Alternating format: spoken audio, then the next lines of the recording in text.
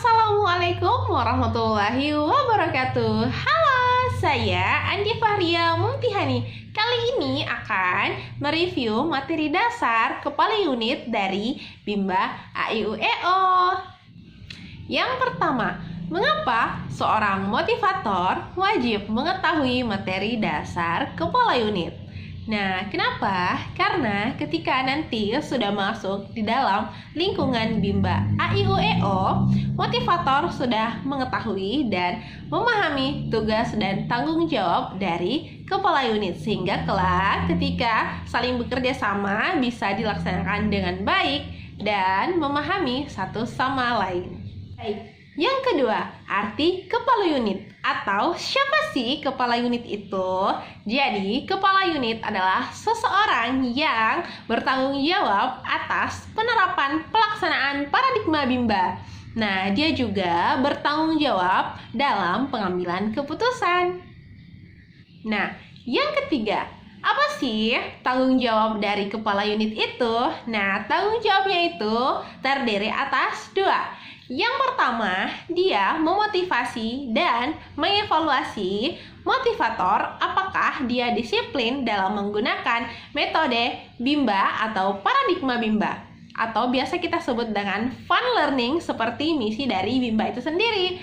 Yang kedua adalah memotivasi si motivator agar semangat dalam belajar. Nah, yang keempat, kenapa sih kepala unit itu perlu memastikan bahwa sang motivator menerapkan metode Bimba? Nah, supaya pembelajaran ini tetap berjalan dengan nyaman dan menyenangkan. Nah, yang utama juga adalah supaya tidak merugikan satu dengan yang lainnya. Yang kelima, bagaimana cara agar kepala unit bisa memastikan kalau sang motivator sedang menjalankan tugasnya dengan menjalankan metode Bimba? Nah, ada dua cara ya. Yang pertama, sang kepala unit itu memastikan atau mengunjungi kelas, melihat apakah si anak ini sudah senang dalam belajar, apakah anak semangat dalam belajar, apakah anak ini sudah memiliki minat yang tinggi atau semangat yang tinggi untuk belajar secara mandiri. Nah, yang kedua juga bisa dilihat dari sang motivator, apakah motivator ini menikmati dalam memberikan pelajaran. Nah, kalau tidak, maka harus diberikan semangat yang lebih lagi kepada sang motivator. Bagaimana sih dampak ketika sang kepala unit ini tidak menjalankan tanggung jawabnya?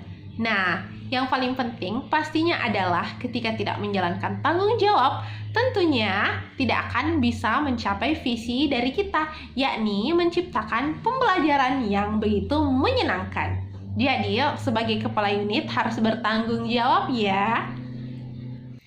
Nah, yang terakhir adalah mengapa sang kepala unit ini wajib mengkoordinir motivator agar semangat dalam belajar? Nah, yang pertama, agar sang motivator ini menjalankan tugasnya dengan baik, yakni membimbakan anak agar belajar lebih semangat dan lebih menyenangkan. Yang kedua, ketika sang motivator ini belajar, maka dia akan mendapatkan yang namanya kebahagiaan. Dan tentunya juga bisa membuat diri menjadi lebih baik dari sebelumnya.